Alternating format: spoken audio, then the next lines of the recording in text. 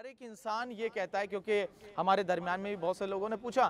اصل جو سب سے اہم چیز ہے وہ دعا کی ہے۔ دعا کہ پروردگارہ ہماری دعا کو قبول کیوں نہیں کرتا، جبکہ ہمارے بازو میں رہنے والا بغیر جو شیعہ ہے، غیر شیعہ ہے، اس کی فوراً دعا ہو جاتی ہے۔ امام جعفر صادق علیہ السلام فرماتے ہیں، اللہم صلی علی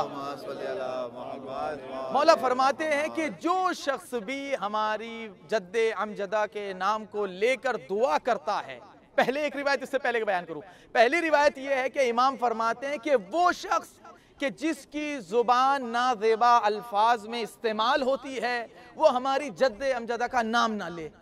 پہلی روایت۔ دوسری یہ ہے کہ اگر کسی کی دعا قبول نہیں ہوتی تو سب سے پہلے وہ ہمارے جد امجدہ کا نام لے۔ اس کے بعد دوسرا نام ہے جناب ام البنین کا، مادر ابو الفضل العباس۔ اس کے بعد ہے جناب علی اصغر اور جناب سکینہ کا نام۔ یہ ایک مسلسل نام ہے، اور اس کے بعد پھر مسلسل نام آتے ہوئے سید محمد جو امام حسن علیہ السلام کے وہ ہیں۔ تو اس کے بعد امام نے فرمایا، ایک شخص کھڑا ہوا منبر پر، کہا مولا یہ بتائے کہ میری دعا قبول نہیں ہوتی لیکن میرے بازو میں رہنے والے کی دعا فوراً قبول ہوتی ہے، اور یہی ہمارے یہاں ممالک میں بھی، یہی ہمارے جس محلے میں ہم لوگ رہتے ہیں وہ یہی دیکھے جاتے ہیں کہ ہم اہل بیت کے چاہنے والے، ہم سب کچھ کرتے ہیں، ماتم داری ہر چیز کرتے ہیں، لیکن ہماری دعائیں قبول نہیں ہو رہی ہیں، اور جو بازو میں ہے، جو ہر چیز کی پوجا کر رہا ہے، اس کی دعا قبول ہو رہی ہے، آخر ہماری دعا کیوں نہیں قبول ہو رہی؟ کیا ہمیں، اور ہمارے منبر سے یہی سنا ہوگا آپ نے کہ کچھ ایسے ہمارے گناہ کے پردے رکھے جاتے ہیں تاکہ وہ دعا وہاں تک نہیں پہنچے۔ نہیں، ایسی بات نہیں ہے، بلکہ امام کی روایت ہے، یہ امام کی کیا ہے، چھٹے امام جعفر صادق علیہ السلام فرماتے ہیں، اللہم صلی علی محمد وعلی۔ اسی حوالے سے میں جناب کمل کے حوالے سے دے رہا ہوں کہ دعا وہ چیز ہے جہاں پر امام نے فرمایا دعا صلاح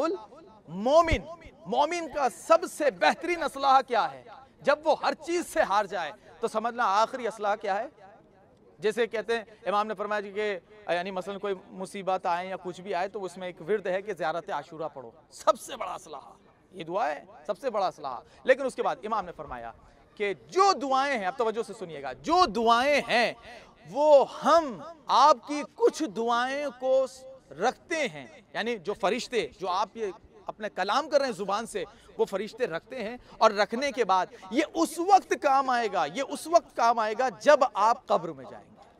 جب آپ قبر میں جائیں گے اور آپ نے دعا یہ کی تھی کہ پروردگار اس سال مجھے زیارت امام حسین سے مشرف فرما، زیارت قبول نہیں ہوئی، لیکن ایسا نہیں کہ زیارت قبول نہیں ہوئی، آپ کی دعا قبول نہیں ہوئی، آپ نہیں جا پائے، نہیں، کوئی اور مناسبت ہوگی جو آپ کے آگے کے لیے فائدہ ہوگی، تو وہ دعا آپ کی وہاں رکھی جائے گی۔ یہ اس وقت کام آئے گی جو فضیلت آنے والے کو ملی ہے، وہی فضیلت اس وقت مرنے کے بعد وہ جو دعا کر رہا تھا، جو زیارت حسین پر نہیں جا پایا، یہ اس کو ملے گی۔